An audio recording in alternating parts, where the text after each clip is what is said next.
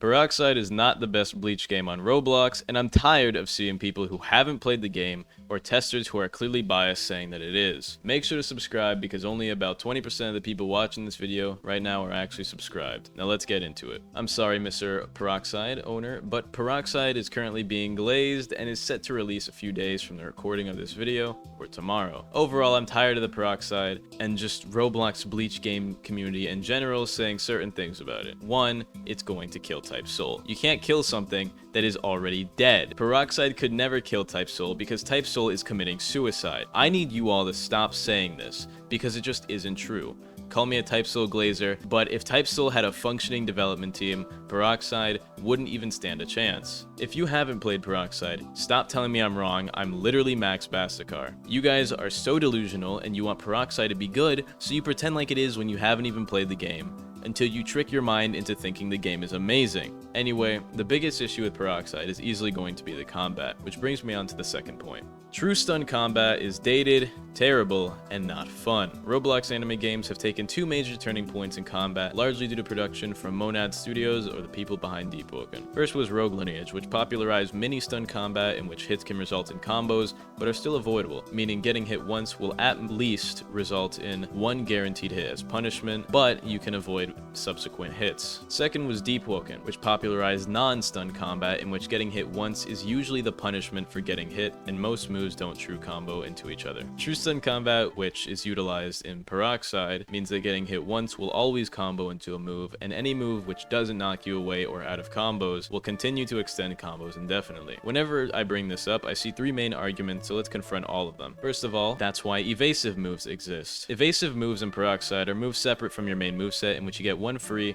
and any others leak into your skill set. Evasive moves offer free combo escape similarly to venting in Deepwoken, with the move Reiatsu Burst literally just being venting from Deepwoken. The problem with evasive moves are their cooldowns. Using only one evasive means you'll use the evasive, and then if you get hit a single time within the anywhere from 20 to 60 second cooldown, depending on the level of your move, you will eat an entire combo with no counterplay or ability to escape. This system also makes 2v1s entirely one-sided, with no real capability of boss raiding, because if you get hit once, you're in a combo that extends potentially between two people and you get dropped instantly. The second argument I see is not every game has to be Deepwoken, which one is a stupid fucking argument because Deepwoken didn't invent parrying, non-stun combat, and posture bars, and two is a stupid argument because the combat style utilized in Deepwoken is popular for a reason. Out of the three types of combat styles I mentioned so far, non-stun parry-based combat is the most skill rewarding and requiring one, which is also fairly cited even in outnumbered fights, because if you're significantly better than the people you're being 2v1 by, you at least have somewhat of a chance to win. There's absolutely no reason for any game not geared towards children to have true stun combat, and if that were one of the arguments used, I would understand, but not a soul has said that Peroxide is geared towards children, so I don't accept that as an argument. And the third argument I see is, I actually like true stun combat, which is the most understandable out of the three because it's opinion-based, so I can't really factually refute it. True stun combat can be fun if you just want to turn your brain off and one combo people, but as a whole requires very little skill, making the game power versus power instead of potentially being skill versus skill. My second issue was Peroxide's combat, is the fact that you can only have 4 attack skills and 1 evasive. Equipping more than 1 evasive equips it as an attack skill, and this is ass. Why even give me the capability of getting more skills if I can only use 4 and have to interchange them? It's probably because the devs know true stun combat is shit and dick and balls, and in order to stop infinite combos, instead of just using a better combat model or even mini stuns, they decide to limit your combat abilities. This makes 2v1s even less possible because you have such a limited set of abilities and tools to actually fight people with. So once your moves are on cooldown, you can't do anything. And a lot of people have been bringing up the fact that Type Soul is carried by its PvP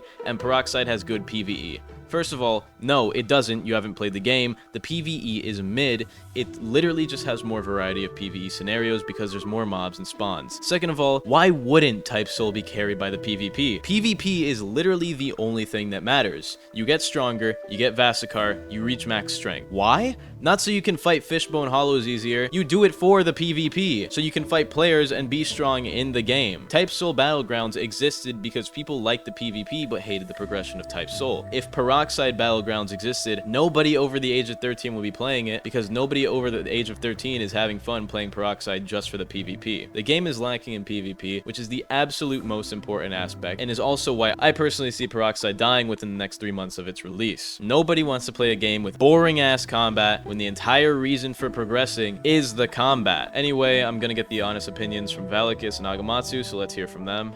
Alright, so this young VALEKIS on the track. My honest opinion on Peroxide is, I think it's just the combat is not it. They need to revamp that before release, but everything else is pretty cool.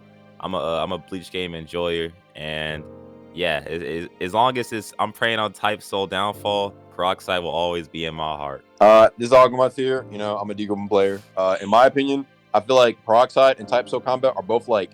Actually, no. Type Soul Combat was like a solid B- tier. Peroxide looks like a D-, like small dick. You know what I'm saying? Like D-, get it? Anyway, Wow. like yeah, it's a D- in my eyes. Vert also doesn't like it, and Vert likes playing Bleach games. So if you have a nigga who likes playing Bleach games, saying your shit is ass, it's not looking good for you, buddy.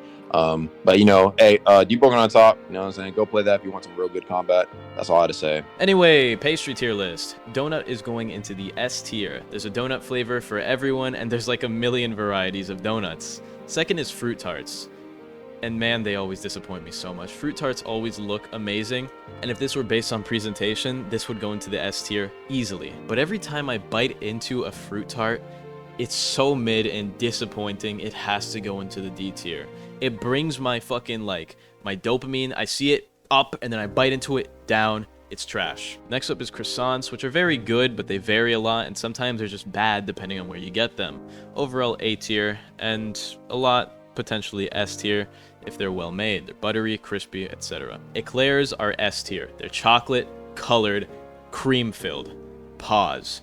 Doughy, delicious pastries, and I love them. Next is cake. I'm sorry, but I don't really like cake, and to spare myself from all the comments screaming at me, I will only be rating chocolate cake, which is going into the A tier. I like chocolate cake. But next is the better cake, cheesecake. S tier. Who doesn't like cheesecake? I see you typing there. Go eat some cheesecake. I don't care if you don't like it. Another one is cannoli.